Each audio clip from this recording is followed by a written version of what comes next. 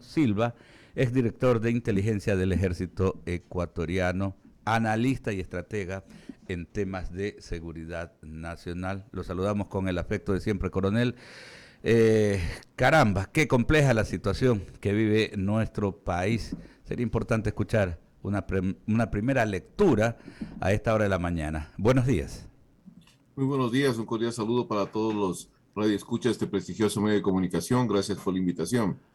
Bueno, el diagnóstico es bastante desolador para nuestro país en virtud de que esta conmoción social, este paro indefinido o esta movilización indígena, lo único que viene causando pues es mayor deterioro en la débil democracia ecuatoriana, por un lado. Por otro lado, hay una afectación económica tremendamente grave para el país, una imagen internacional deplorable de un país completamente inseguro, en donde las protestas generan no un reclamo social, sino tienen otro objetivo encubierto, que es la toma del poder. Por otro lado, podemos manifestar también que ha habido permanente violación de los derechos de la ciudadanía, han sido afectados esos derechos y libertades, pues se quiere imponer un cierto tipo de apoyo a la fuerza a estas organizaciones que están al momento en este proceso de desestabilización y las mismas han manifestado que es necesario boicotear todo tipo de actividad laboral con el propósito de seguir arrinconando al gobierno para que éste tome alguna decisión extrema. Hay que recordar, y yo soy de las personas que piensa, que el presidente de la República, que no es tampoco santo de mi devoción porque ha cometido un sinnúmero de errores, pero hay que reconocer una cosa, y lo más importante, primero tiene el respaldo de la población, fue electo para que gobierne este país con un sinnúmero de problemas, con un sinnúmero de deficiencias, sí señor, hay que reconocerlo, pero hay un mandato popular, señores, que representa a los 17 millones de ecuatorianos. Y esos 17 millones de ecuatorianos no estamos de acuerdo con la posición, pues, eh, yo diría, impositiva de un grupo minoritario que cree tener la razón. Por otro lado, creo yo que el diálogo ha sido fraccionado y roto, porque hay posiciones tosudas de un lado y de otro lado. Una posición tosuda es tratar de manifestar a los ecuatorianos y a la comunidad internacional que no se sientan a dialogar porque no se cumplen los 10 puntos de una agenda. Eso es una imposición y el decir o amenazar al Estado ecuatoriano de que si no se cumplen continúan las movilizaciones me parece algo completamente irracional que no responde a la realidad de un país que quiere trabajar y progresar. Más bien responde a un proceso de agitación y básicamente sale desde abajo ese sentir que no es el de buscar una transformación, que no es el de dar atención a 10 puntos, sino más bien el de tratar de desestabilizar la débil democracia ecuatoriana. Una Cuando, lectura muy sí, rápida. claro, y cuando trabajamos en televisión nosotros siempre utilizamos el libreto, ¿no? Para este Uh -huh. tema hay un libreto escrito, se ha ido cumpliendo pasos de un libreto establecido. Digo esto en esta suerte de subversión, en esta suerte de querer subvertir el orden constitucional, coronel. Yo creo que sí, hay un libreto claramente establecido. Le invito a leer un artículo y les mandé también a ustedes un artículo que escribí hace unos 3 o 4 días atrás, que habla sobre justamente que en Carondelet se cava la tumba de la débil democracia ecuatoriana y ahí hace referencia a cómo ISA comienza a maquinar desde mucho tiempo atrás, desde el año 2019, esta suerte de transformarse en supuestamente el referente de esta protesta social para poder pues llegar a alcanzar su objetivo primordial. Y su objetivo primordial es sembrar en este país, en este pequeño país llamado Ecuador, lo que él denomina el indocomunismo americano. O, en otras palabras, tomar el poder no por las urnas, sino llegar hacia el poder por otro lado, por la puerta trasera. Pero hay interesantes puntos en ese análisis y uno de ellos es que una vez que ISA comprende que no tiene la aceptación de la CONAIE y del movimiento indígena para llegar a ser presidente por la vía democrática, opta el otro camino. Pero para llegar a ese otro camino tenía necesariamente que ganar las elecciones en la CONAIE, que lo hizo con un problema sumamente grave. Había un fraccionamiento tremendo porque gran parte de la estructura de la CONAIE pensaba que otros debían ser las personas que conduzcan esta organización tan respetable en nuestro país. Pasado esto, y una vez que logra consolidar con mucho esfuerzo la presidencia de la CONAIE, tiene otro punto. Y el otro punto es que él considera que todo el movimiento Pachacuti, que es un movimiento político, un brazo político de la CONAIE, tiene que estar bajo su dirección.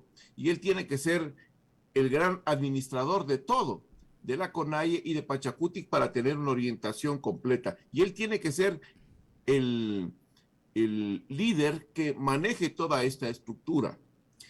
Ahí tiene el primer revés, y un revés muy fuerte, porque los diferentes asambleístas de Pachacuti y el mismo Pachacuti le dicen: no señor, Pachacuti es otra cosa completamente diferente. Ustedes CONAIE, nosotros somos Pachacuti, somos un movimiento político. Usted no tiene injerencia acá. Y ahí hay un fraccionamiento tremendo. Esto genera a su vez otro fraccionamiento en el contexto de las bases del movimiento indígena. Hasta el día de hoy, no todas las organizaciones indígenas están plegando a esta movilización.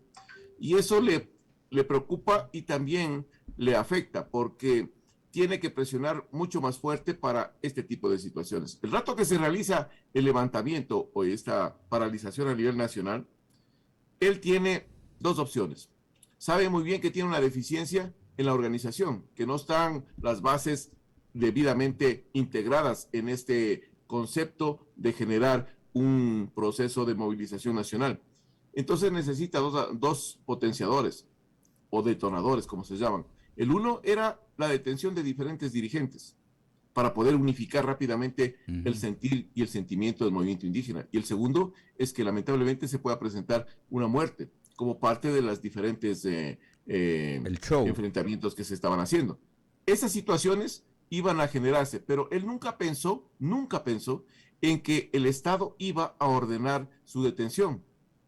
Siempre pensó que no, era intocable. El momento que lo detienen y usted escuche las declaraciones de ISA, pues no son unas declaraciones de un líder indígena que abandera su posición y se pone firme.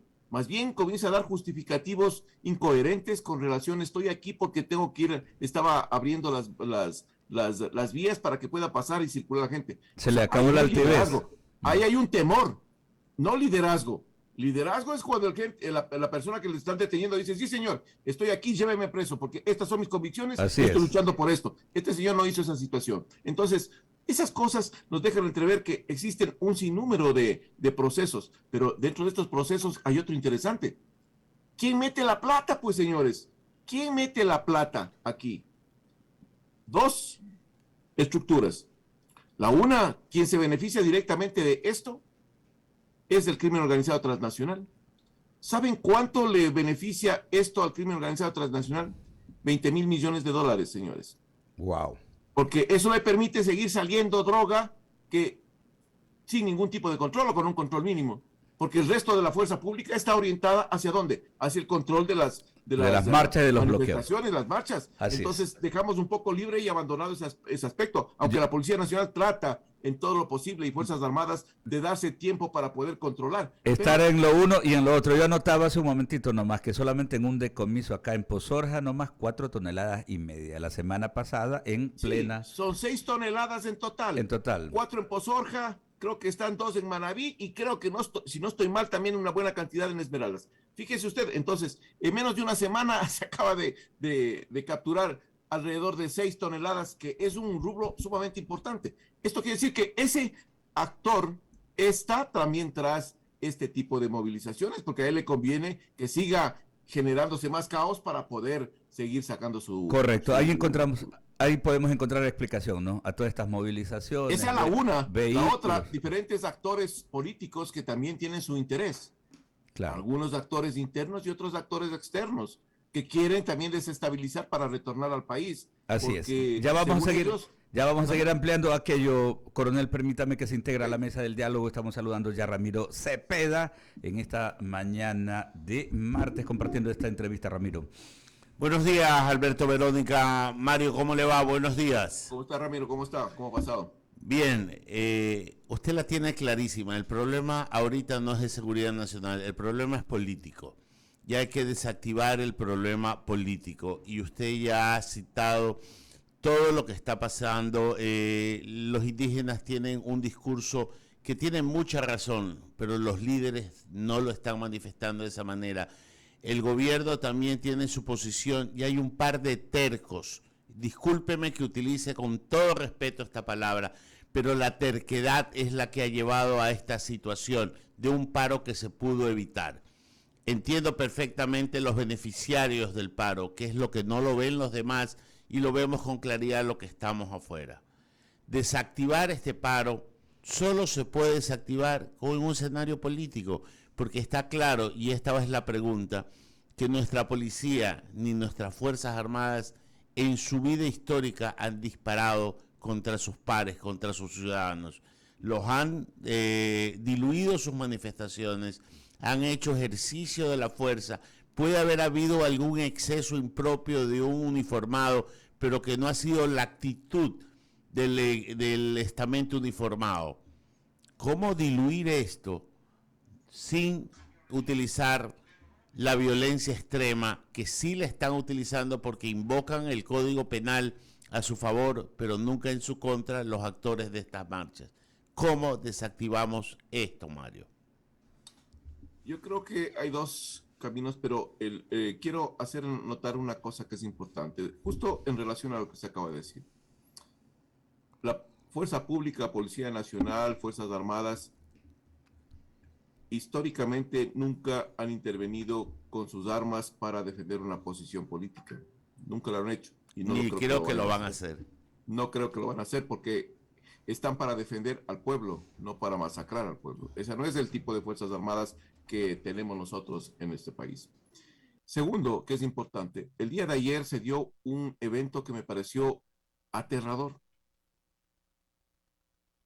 La sociedad, harta de este tipo de imposiciones por parte de ciertos manifestantes, pues comenzaron a arremeter contra los manifestantes con carros, con armas de fuego.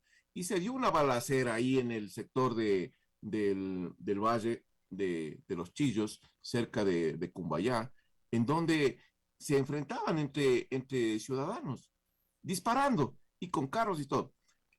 Lo que estamos viendo es que esto ya se exacerbó a tal punto en el cual estamos a un paso de lo que se llama una guerra civil entre la misma sociedad.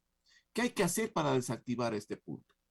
Lo primero, el presidente de la República tiene que llamar a una rueda de prensa nacional e internacional, más que todo internacional, y convocar y pedir que la Organización de Estados Americanos, la CIDH, lo que quieran llamarle de derechos humanos, y el nuncio apostólico, sean testigos de un acuerdo y de una mesa de negociación en la cual el presidente tiene que decir, señores, estoy invitando en tal fecha, a tal hora, a estas organizaciones que están en contraposición al gobierno para que se sienten a dialogar. Ahí hay dos cosas importantes. Es una estrategia muy, muy clara. La primera es porque está mandando un mensaje internacional de que quien quiere sentarse a conversar es el gobierno central y que puede haber cometido errores, como los ha cometido, pero que está abierto al diálogo. Eso es importantísimo para la comunidad internacional, porque recuerde una cosa, ¿qué quieren los que están en el proceso de agitación? Quieren tumbar el poder y quieren subirse al poder, pero lo que no están contando es que la comunidad internacional va a analizar esa situación y va a decir, no, señores, no le damos el respaldo a cualquier gobierno de facto. Eso es importante. Por lo tanto, el presidente tiene necesariamente que llamar a esta unidad nacional y a este diálogo nacional con todos los actores. Y de esa manera, pues, le está mandando un mensaje también al señor Issa, indicándole que está abierto a dialogar sin imposiciones, señores, sin imposiciones. Aquí no es que yo tengo la verdad, porque yo estoy con 5,000, 7,000 personas y estoy armando el relajo en todas las ciudades, que de eso tendrá que responder posteriormente el señor Issa, pero no es así. Entonces yo creo que ese es el primer paso importantísimo para poder solucionar. El segundo paso va un poquito más allá y eso está orientado a que el gobierno tiene que darse cuenta que ha fallado. ¿Y en qué ha fallado? En que no ha aterrizado en los problemas sociales. Entonces tiene que adelantarse a esa problemática y poder visualizar esos problemas para poder atenderlos. No es solo el pie de fuerza, no es solo combatir a las movilizaciones que están generando desestabilización con pie de fuerza. Hay que controlar, sí, pero ¿dónde está el éxito? El éxito está en accionar directamente sobre el aspecto social, el aspecto educativo, el aspecto de salud, el aspecto de fuentes de trabajo. Hacia allá se tiene que articular, porque eso le quita el sustento a estas movilizaciones. Eso hay que hacerlo y rápidamente, pero eso toma tiempo, pero hemos pasado un año y hay una ineficiencia total gubernamentalmente, y de eso aprovecha también el movimiento indígena, que ha dicho, bueno, es la oportunidad de tratar no de ganar las elecciones como debería ser en un país democrático, sino de dar un golpe de Estado y tomarnos el poder, sin considerar que ahora ya no estamos en la época de Cristóbal Colón. Ahora el problema es diferente, porque se necesita para ese tipo de acciones, para ese tipo de situaciones, un reconocimiento internacional, o si no le aíslan al país y seremos peor que Cuba y peor que Venezuela. Ese es el punto. Entonces, hacia allá tiene que el presidente Guillermo Lasso dar los primeros pasos y encaminar esta situación. Creo que el diálogo es la solución para todos estos problemas que estamos viendo y una falta de comunicación total que existe entre el gobierno y los manifestantes y el pueblo. De sintonía más de que de comunicación, hay quienes lo han llamado piel. En a nivel barrial se llama que una persona tiene esquina. Cuando se habla a nivel político se dice que tiene su pedigrí político por el ejercicio del poder, y el presidente, creo yo, a quien respeto y considero mi amigo, pero debo decirle las cosas como son, le ha faltado aquello que se necesita para gobernar, y es el olfato político, es el sentir político. Tener un presupuesto para la foto de los organismos internacionales, en donde lo importante son las cifras y no los rostros, en donde las necesidades terminan siendo un número más, un proyecto más y no una realidad más, en donde pretenden solucionar las cosas aumentando un bono y no solucionando el tema del trabajo. Yo creo que el movimiento indígena también tuvo su oportunidad al presidir la Asamblea Nacional, al tener un bloque importante en la Asamblea Nacional, y no lo han sabido aprovechar en los términos democráticos.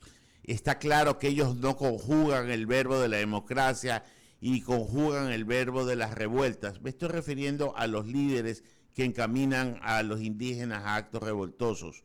Tienen un discurso coherente, pero tienen una actitud displicente. Hoy tienen muerto de hambre a un país porque están trabajando en los mercados, desabasteciendo a la ciudadanía para que sientan el peso de la protesta y para que sientan lo importante que son, como que si la sociedad no lo supiéramos.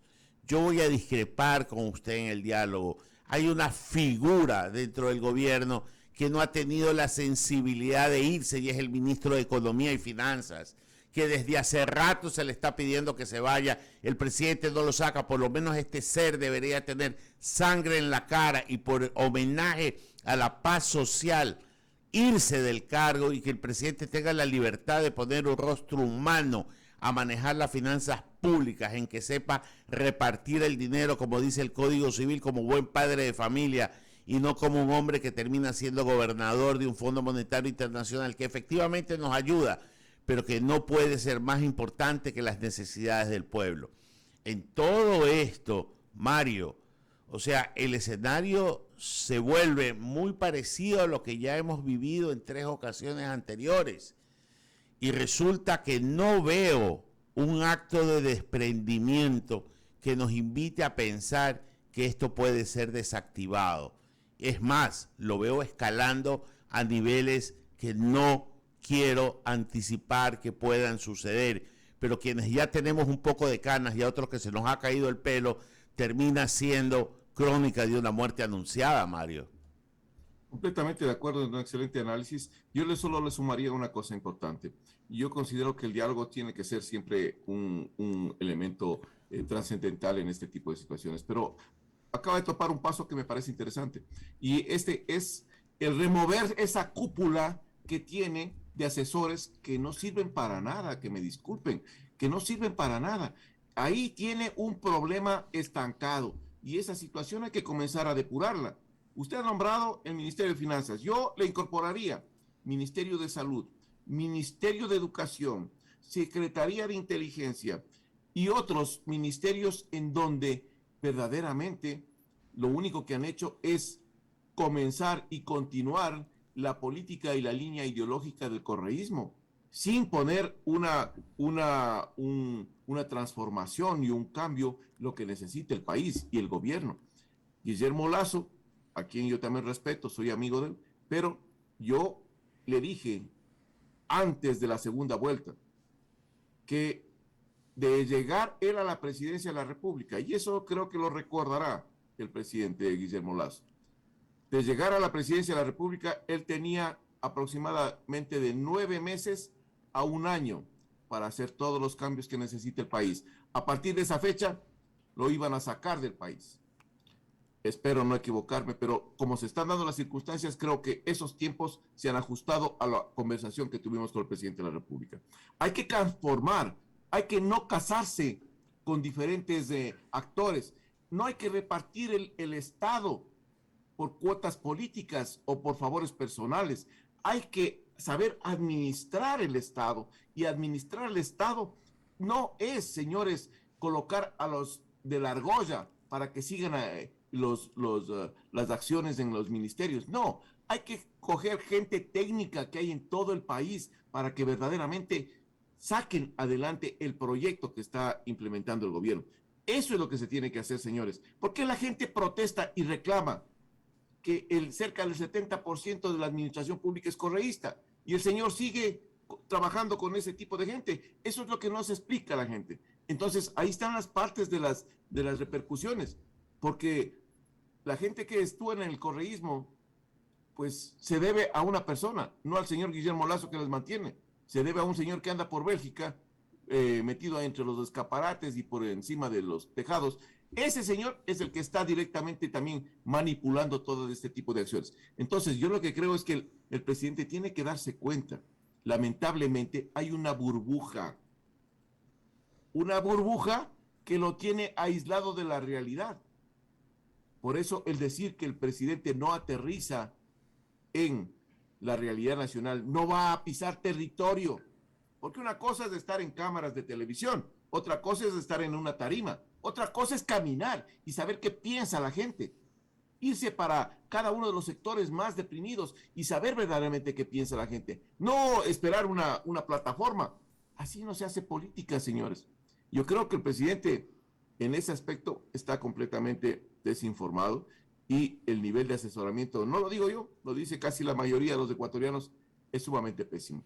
Hay que hacer una reingeniería total, y yo creo que la mejor forma de demostrar al pueblo ecuatoriano tiene que ser que el presidente reconozca: señores, me he equivocado con esta administración, voy a cambiar mi gabinete, este es el nuevo gabinete y vamos a orientarnos en ese sentido. Yo creo que eso sería muy importante para el país, porque como seguimos las cosas, señores, esto, como usted bien lo dice, miro, esto está en increscendo y cualquier momento pues se sale de control, ya está fuera de control, pero cualquier momento se materializa lo que tanto anhelan. Lo que tanto anhelan es sacar al presidente. Sí, Mario, lo escucho con respeto y créame que me preocupa.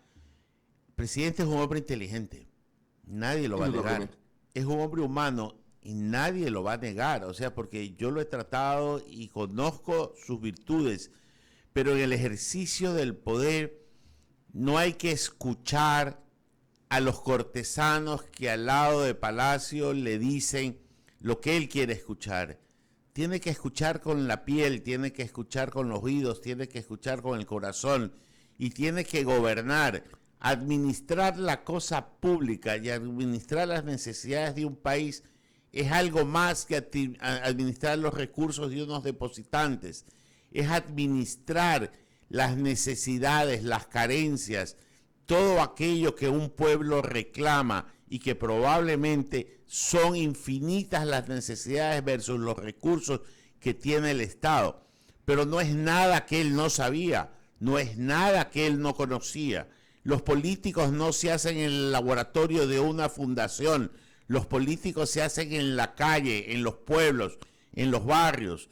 Y ahí es lo que usted cita, ahí es donde no hay voces, ahí es donde no escucha, ahí es donde no se entiende la voz que está gritando y que venía gritando desde hace tiempo.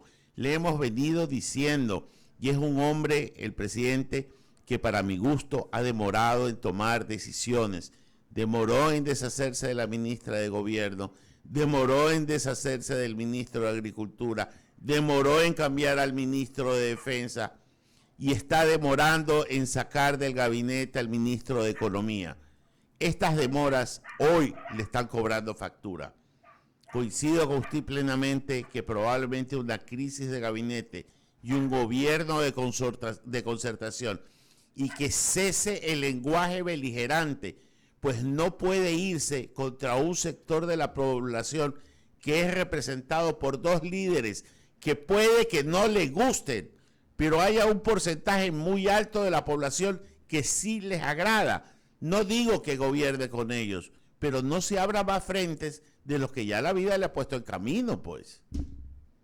Completamente correcto el análisis. Yo creo que hay que saber buscar los frentes en donde quiere uno combatir o quiere librar una batalla, pero no abrirse 100 frentes en los cuales le van a comenzar a acercar, le van a comenzar a envolver y va a ser sumamente difícil salir, porque esas enemistades que viene cultivando desde algún tiempo atrás se van a hacer presentes y van a aprovechar esa debilidad para seguir sumando esfuerzos para debilitarlo mucho más. Entonces, hay que tender puentes y pues pensar que no estamos defendiendo a un presidente, no estamos defendiendo al señor Guillermo Lasso, estamos defendiendo la estabilidad de nuestro país, estamos defendiendo la democracia de nuestro país.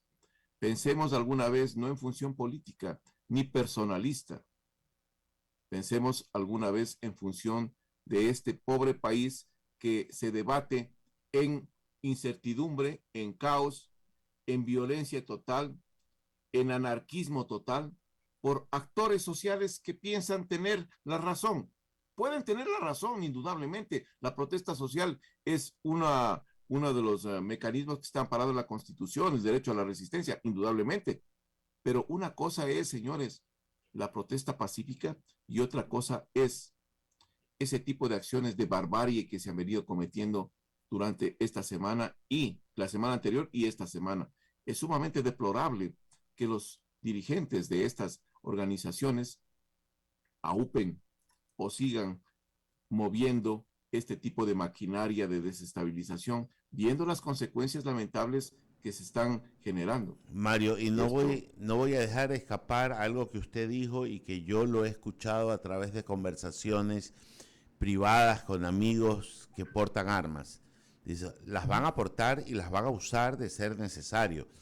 Y eso que usted citó, que puede darse, yo lo veo como una realidad muy cierta.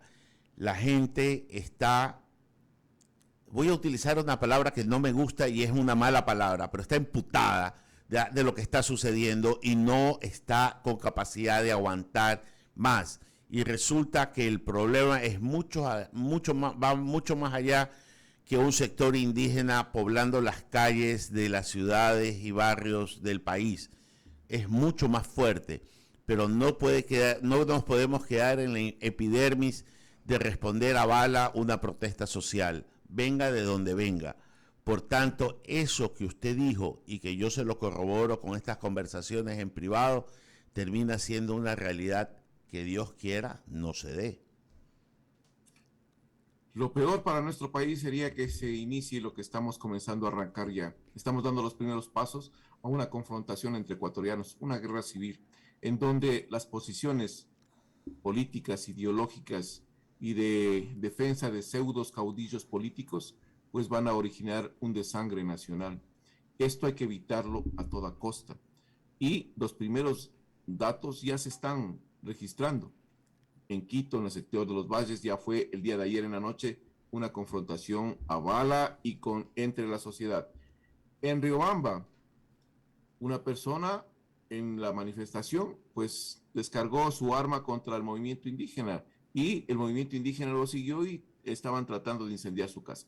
Entonces, estas exacerbaciones que se van presentando durante estas jornadas de protesta pueden seguir creciendo y van a seguir creciendo porque la población y la sociedad está harta de que le vengan a estar imponiendo tesis o le vengan a estar diciendo lo que tiene que hacer y lo que no tiene que estar haciendo.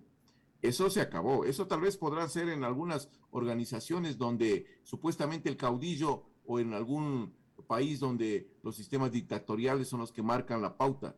Aquí estamos en una democracia y mientras dure la democracia, los ecuatorianos no van a permitir, y como usted bien dice, se están cansando de que les vengan a estar maltratando, les vengan a estar afectando sus bienes y también la seguridad de cada uno de sus familiares y personas.